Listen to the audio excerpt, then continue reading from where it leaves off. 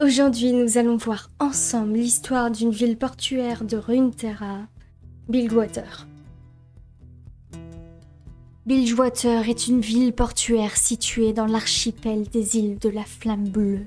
On y trouve tout type de profils, pêcheurs, chasseurs de monstres, gangs des docks ou encore contrebandiers. À Bilgewater, tant que vous avez de l'argent, vous pouvez acheter la moindre chose que vous désirez, telles que des technologies extech illégales. Mais étant une ville sans réellement de loi, cette dernière est très dangereuse. Nombreux sont les habitants de l'île qui portent tout type d'armes pour se défendre à tout moment, couteaux, pistolets et autres. Chaque matin, des cadavres de voyageurs sont retrouvés dans les eaux du port, la bourse vidée. Toutefois, la ville reste un arrêt vital pour les navires de commerce voyageant près des îles du Serpent. Bilgewater est dirigé par des gangs dont chaque chef contrôle une partie de la ville. De nombreuses flottes se battent constamment entre elles pour la domination sur Bilgewater. L'un des gangs de docks les plus anciens et les plus féroces sont les Crochets déchiquetés qui jurent allégeance éternelle à Gangplank.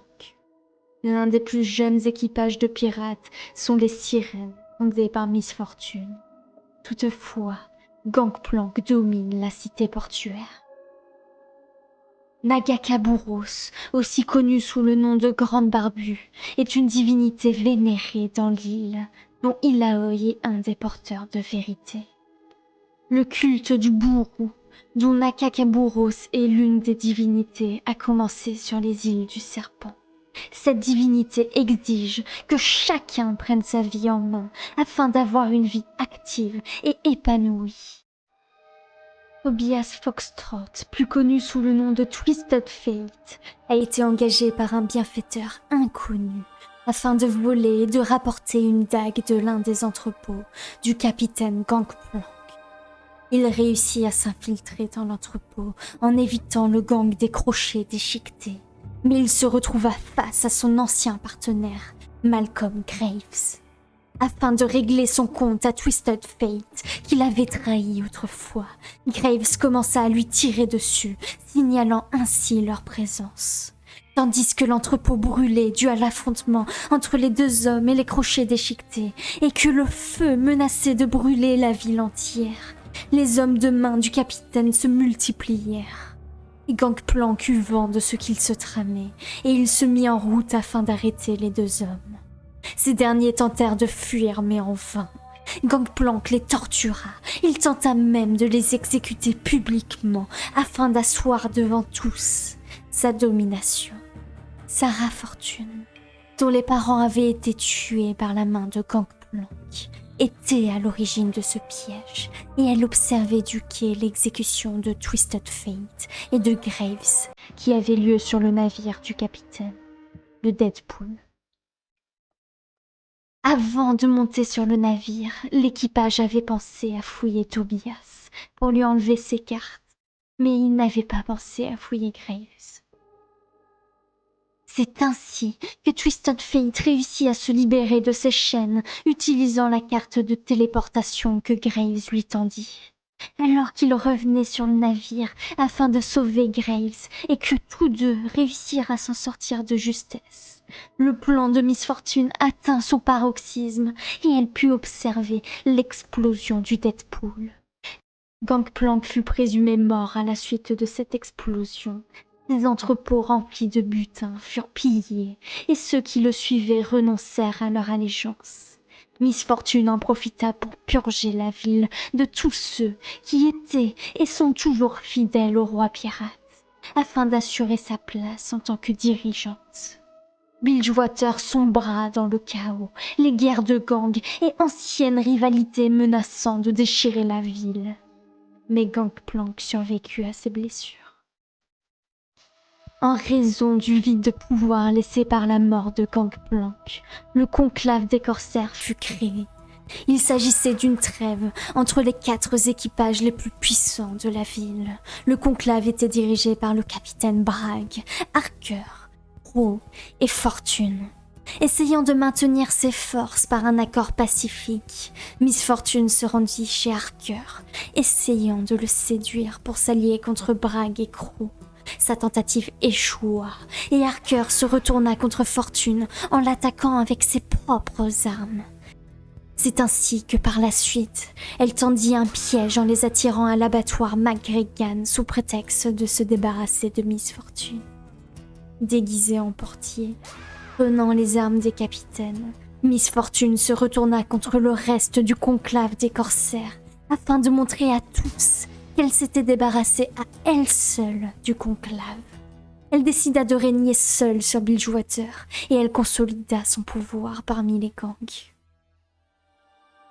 Au cours de l'une de ses excursions, Miss Fortune fut arrêtée par Illaoi et cette dernière l'avertit du danger qui arrivait. Lucian, de son côté, s'était préparé au danger approchant.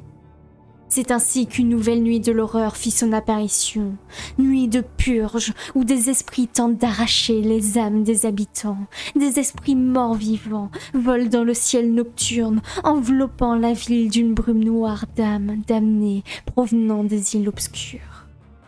Les habitants couraient dans tous les sens, ils s'enfermaient, ils priaient la grande barbue pour que la brume noire ne les emporte pas. Chaque habitant périssant était remplacé par un nouvel esprit, et Tresh continuait de chercher des nouvelles âmes pour alimenter sa collection. Enragé par la présence de l'assassin de sa femme, Lucian jura de vaincre Tresh et le pourchassa, afin de débarrasser le monde de son tourment. Et c'est ainsi que lors d'une confrontation, il apprit par Tresh que sa femme était toujours vivante au sein de sa lanterne et que cette dernière souffrait chaque jour qui passait. Seule son âme avait été récupérée. Alors que Lucian réussit à blesser Tresh, ce dernier réussit à s'échapper.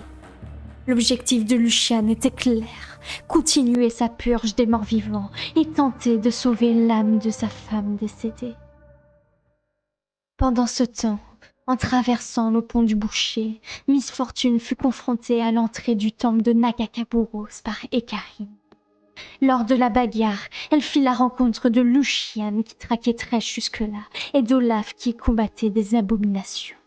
Ils réussirent à faire fuir Ekarim et Miss Fortune les amena au sein du temple de Nakakaburos afin de demander l'aide de sa prêtresse, Illaoi. Ils pénétrèrent dans celui-ci, là où les survivants continuaient de prier pour le salut de Nakakaburos.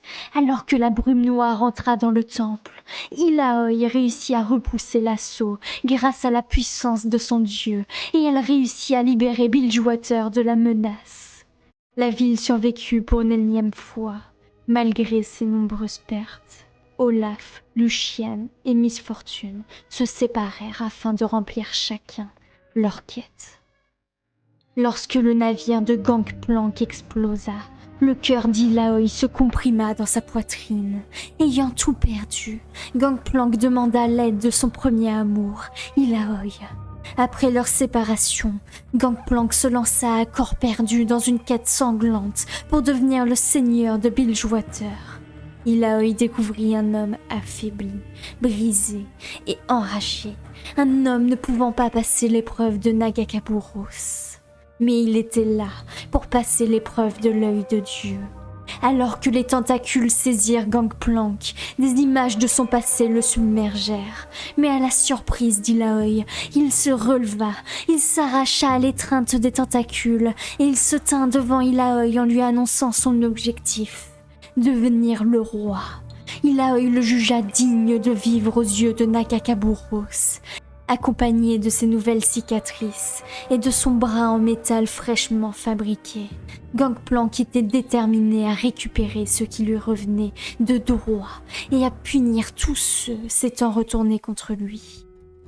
Pour ceux fuyant la justice, l'endettement ou encore la persécution, Bilgewater est la ville des nouveaux départs, car nul vous questionne sur votre passé.